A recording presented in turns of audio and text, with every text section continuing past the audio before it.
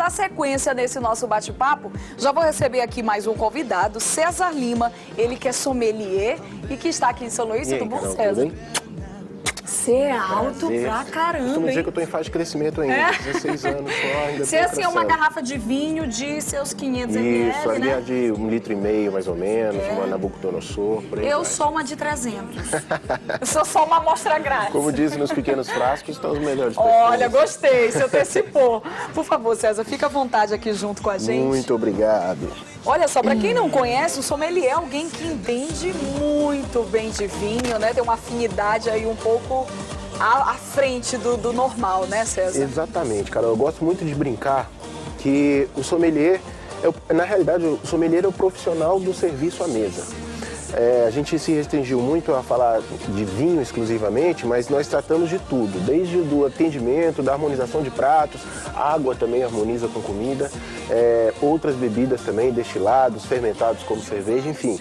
O sommelier é aquele responsável pelo seu momento durante a mesa, para transformar aquele seu momento numa situação especial. Ou seja, você vai dar todo o suporte para que a pessoa que sentou ali esteja com tudo. Simplesmente deixe fluir as suas sensações, os seus sentidos sensoriais e flui, a noite vai correr perfeitamente. O sommelier Agora tá ali. vamos lá, gente. O César está aqui por um motivo especialíssimo. Ele hoje vai estar ministrando aí um curso básico de vinho. Eu quero saber, o que se aprende num curso como esse? Olha só, Carol, a primeira coisa para mim, que eu gosto muito de falar para as pessoas, na realidade são duas. A TAS, ela tem a ideia de desmistificar o mundo dos vinhos. Mostrar que vinho é acessível, que é fácil, quebrar aquela aura de misticismo, de inacessível que o vinho tem. Segundo, o que eu estou trazendo agora é que tem que ser divertido. Não é porque você está aprendendo vinho que você vai ser sisudo, que o ambiente vai ser sério, negativo. Eu acho que vale a pena. Seria transformar uma mesa de vinho numa mesa de cervejada. Exatamente, um bate-papo, um entretenimento com os amigos. Legal. E para isso é necessário, é fundamental que a gente fale a língua da pessoa, dos alunos, das pessoas que estão à mesa com a gente ou que estão na sala de aula no nosso curso logo mais à noite. Então, é muito legal harmonizar vinho com pratos da culinária francesa, com buffet bourguignon, com cassoulet, ou então com pratos espanhóis, uma paella, por exemplo. É muito legal. Mas isso não faz parte da comida do dia a dia das pessoas. A gente vai comer um confit de caná, por exemplo, um dia que vai num restaurante, numa situação especial. Para o nosso dia a dia, é a base da culinária daqui do Maranhão, que é frutos do mar. Eu gosto muito de harmonizar vinho com arroz de cuchá, eu harmonizo vinho com feijoada, eu harmonizo vinho com batata frita, ovo, feijão e arroz. Dá, vinho cai bem. Exatamente. Em todos os momentos da sua vida, o vinho vai se encaixar. Gente, é uma coisa que eu surpreendo muito e serve para quebrar essa barreira, né? Essa coisa meio que as pessoas têm com vinho, não, vinho é muito chato, não. Justamente o meu trabalho é esse, é facilitar e mostrar que vinho vai sim em qualquer situação. Então, quando eu falo muito harmonização de arroz com feijoada, eu meto espumante. Nessa harmonização fica todo mundo meio assim, esse cara é maluco. Isso não vai dar certo. Não vai dar certo, mas quando a gente experimenta, não, realmente é. E o principal disso tudo, explicar por quê. Porque aí eu coloco a culpa até em mim, como profissional da área, a gente simplesmente fala para as pessoas, olha, vinho tinto não gosta de peixe. Aí vira as costas e vai embora. Mas não é assim. Se for bem feita a harmonização, ele vai bem com peixe sim, assim como vai bem em outras situações. Então, é legal você dizer e explicar por quê. Isso aí você sente o semblante das pessoas mudando. Agora tem toda a questão da uva, né? As pessoas conseguem, por exemplo, num curso como esse, que é básico, né? Um primeiro passo para os interessados. Dá para eles já aprenderem a distinguir uma uva de outra, né? A ter esse tipo de conhecimento? Dá sim, Carol. Guardadas as devidas proporções, dá sim. Obviamente ninguém vai sair de lá olhando, detectando os aromas do vinho e dizendo qual é o país daquela uva, que uva que é, de que país que é, quanto tempo passou em barrica de carvalho, qual foi a média o nível da tostagem daquela barrica.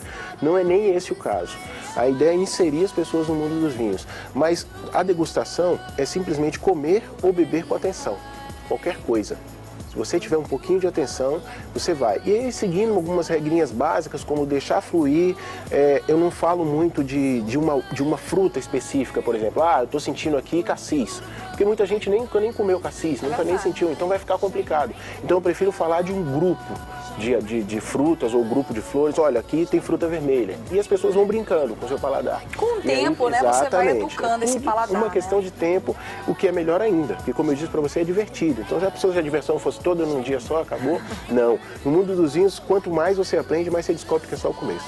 Agora você é de Brasília, não é? Sou de Brasília, exatamente. Você já percebeu que o nosso clima, nossa senhora, abençoado, bonito por natureza e quente pra caramba. Olha, não tem também essa desculpa. Eu consigo derrubar essa também. Pelo simples fato dele se ter do seguinte, o uísque, 17% do uísque, mais ou menos, você sabe de onde é que sai? Não. Do Nordeste. Nossa, do Nordeste. é Pernambuco é um dos lugares onde mais consome a nível de Brasil, exatamente, 17% e cerca de 17% sai daqui do Nordeste. Você vai pra praia, as pessoas estão tomando uísque na praia. Por que não vinho? Ah, porque é muito quente, é muito alcoólico. O uísque tem 40% de álcool. O vinho vai 15%, 14% de álcool. Então é possível harmonizar sim. Outra coisa, vinho está sempre associado à comida, à situação que você está. Então, obviamente, eu não vou recomendar um chileno estruturado para você consumir na praia, ou então para você acompanhar o teu almoço. O almoço geralmente é aquele momento onde você dá uma relaxada para voltar para o trabalho. Então nós associamos aí bebidas leves, que vão ser digestivas, que vão fazer a comida trabalhar mais rapidamente no seu organismo e você vai poder voltar para o seu trabalho, com menos álcool. Então é simplesmente uma questão de encaixar a bebida no seu momento certo. À noite, quando já muda o cenário, então aí você vai comer uma carne, vai comer um prato mais pesado, aí a gente já coloca um vinho que vai contrapor aquela situação. Olha só, tudo é uma questão de escolha. Uma questão de escolha, exatamente. E é muito fácil, não tem nada complicado. A única coisa que não dá para abrir mão é a taça. O resto a gente consegue... É o fundamental. Exatamente, o resto Agora, a gente consegue César, inserir. eu tenho uma outra questão que eu acredito que pode ser a dúvida de muita gente de casa. Quanto ao valor, é preciso você investir assim, numa garrafa de vinho para você beber um bom vinho? Ou hoje em dia isso já está muito Olha, Carol, mais já acessível caiu do que se muito, pensa? já está muito mais acessível do que a gente pensa. Mas isso também traz um outro problema. Os vinhos começaram a entrar de verdade no Brasil lá por em torno do governo Collor, quando ele abriu a importação. Até então era mais Almaden que tinha pelas prateleiras. E aí entrou uma profusão de vinhos no mercado. Então as pessoas, principalmente nós brasileiros que não tínhamos cultura de vinho, começamos a ficar perdidos.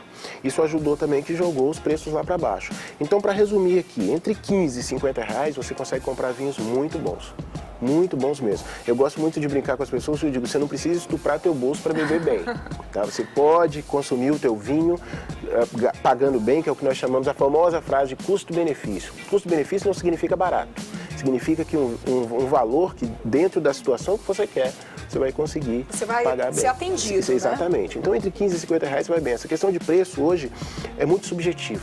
Porque às vezes, principalmente, voltando a dizer, o brasileiro não tem cultura de vinho ainda. Então as pessoas vão gastar numa garrafa de 300 reais, não gastar não, vão investir, vamos chamar assim, numa garrafa de 300 reais, ele não vai saber diferenciar dessa garrafa de 300 de uma de 30. Então vamos começar devagar, vamos ali, vamos subindo aquelas escadinhas paulatinamente, degustando cada garrafa, formando opinião. E a partir do momento que você tiver alguma segurança, você vai para um vinho mais complexo, que aí geralmente já se encontra na faixa dos 100 reais acima. Olha, até porque um vinho desse que é mais estruturado, você precisa ter um certo, né? O paladar já precisa estar um pouco mais avançado. Precisa estar um pouco mais apurado, você precisa estar acompanhando o prato certo, porque geralmente esses vinhos pedem comidas mais rebuscadas, pratos mais fortes. Ele não vai ser um vinho que você vai harmonizar com pizza, por exemplo. O exemplo que eu te dei do feijão, arroz e batata frita também pode não ser legal, porque vai ser um vinho já madeirado, um vinho guardado, um vinho de guarda, então ele vai ter a sua complexidade. Complexidade seria a gama de informações que você tira do vinho é maior do que num vinho mais barato. Então você precisa dar a ele as condições para que ele te retribua aquilo de maneira prazerosa. Agora, essa questão do tempo, é verdade que quanto mais velho for o vinho, mais Olha, essa saboroso? é uma meia-verdade. É? Pelo seguinte, vinhos brancos não devem ser envelhecidos. Ah, isso só Eles serve não pro resistem, tinto? eles não resistem vinhos brancos. Vinhos brancos aí, 3 anos, alguns excepcionais, né, que podem chegar a 10 anos, mas isso não faz parte da regra. Mas via de regra, esses dentro dessa faixa de 15, 50 reais, eles duram 3 anos mais ou menos. Já os vinhos tintos, dentro dessa faixa de 15, 50, eles podem esticar até os 7 anos, se você guardar ele bem direitinho, ele pode esticar até os 10, mas a regra quanto mais velho o vinho, melhor? Não para todos os vinhos. 85% dos vinhos que são vendidos no mercado são para consumo imediato. Olha só! 15% só que são vinhos de guarda. Então você tem que saber escolher. Espumantes, por exemplo, é outra coisa. Comprou espumante, ele já está pronto para ser tomado. Você não precisa guardar espumante para quando o seu neto nascer, não. Ele já está pronto para ser tomado. A regra que eu dou para as pessoas é a seguinte, olha, tá na dúvida, compra 2 garrafas. Aí toma a primeira, eu falo, olha, eu acho que está cedo demais, um pouco, aí guarda outra. Mas também nada de guardar 30 anos, a não ser que seja um investimento que seja bem pesado. Porque existem sim vinhos que duram 50 anos. Mas são vinhos específicos, né? Eu já tive o prazer de degustar um vinho do Porto de 104 anos. E estava perfeito. Nossa. Mas eu não vou dizer para você que todos os vinhos chegaram a 104 anos. Então, abra a garrafa e forme a opinião. Agora, uma outra dúvida eu também tenho, César. Por exemplo, quero saborear um vinho ou um espumante, mas não quero degustar aquela garrafa inteira, não tenho nem ocasião. Às vezes é um jantar, né? Só para 2 pessoas. Eu posso guardar aquele vinho? Olha, no caso do espumante, por exemplo, vamos como o Jack Stripador, vamos por partes, né? No caso do espumante, por exemplo, ele abriu, você tem que tomar, pela simples questão do gás. Se ele perder aquele gás, ele perde completamente a sua estrutura. Certo. Existem algumas tampas no mercado que tentam prolongar um pouco mais. Vai haver exemplos também que você vai tomar um espumante hoje, parte dele, mas amanhã, quando você for experimentar, ainda vai ter um pouco de gás, mas isso não vai acontecer sempre. Então, espumante, a regra é consuma imediatamente. Né? O vinho tinto, se você tiver uma tampa, existem alguns acessórios que rodeiam o mundo dos vinhos. Uma delas é o Vacuvan. É uma bomba que funciona como aquelas bombas de bicicleta mesmo. Só que ao invés de injetar gás dentro da bebida, ele retira o gás. O oxigênio, ao mesmo tempo que ele é o maior amigo do vinho, ele é o maior inimigo também. Então, tudo demais faz mal. Então, o oxigênio demais vai estragar a bebida. Então, você retira. E aí, o que você faz? Você consegue protelar a vida útil dessa bebida até uns 7, 8 dias mais ou menos. Ah, legal. Sem isso, você tomou, sobrou um pouco da garrafa, você coloca a rolha de novo e coloca na geladeira 3 dias no máximo. Pode colocar em pezinho mesmo? Porque também há aquele mistério, se inclina, se não... Posso falar disso também. Olha só, depois que você abriu a garrafa, não interessa muito deixar deitado ou não. Você tem que tomar ela em 3 dias ali, porque senão o vinho começa a perder propriedade. Agora, a garrafa fechada, como guardar? Vinho não gosta de luz, vinho não gosta de calor, de variações térmicas, né, melhor dizendo, e não gosta de estresse. Parece que a gente está falando de gente, né?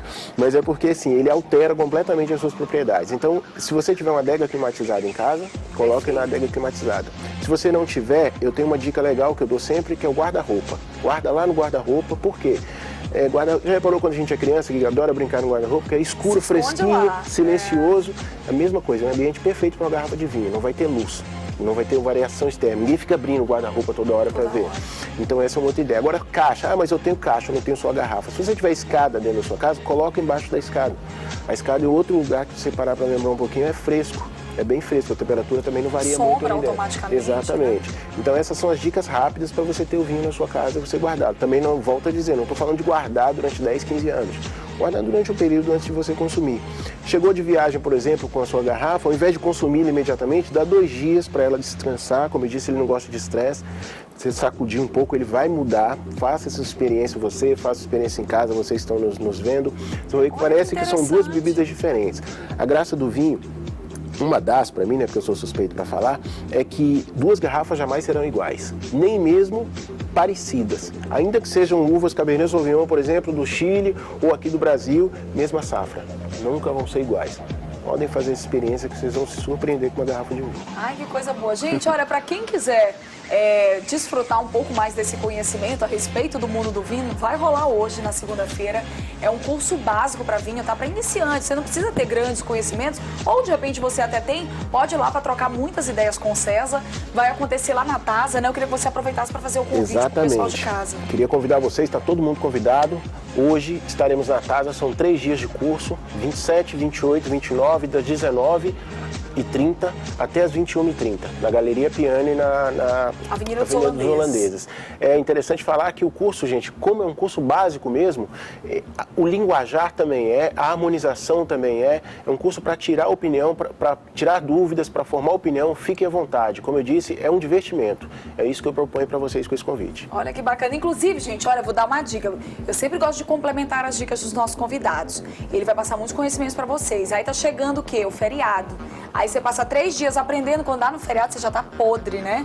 Você já dá uma aula para seus amigos, entendeu? Para seus convidados. Funciona super bem.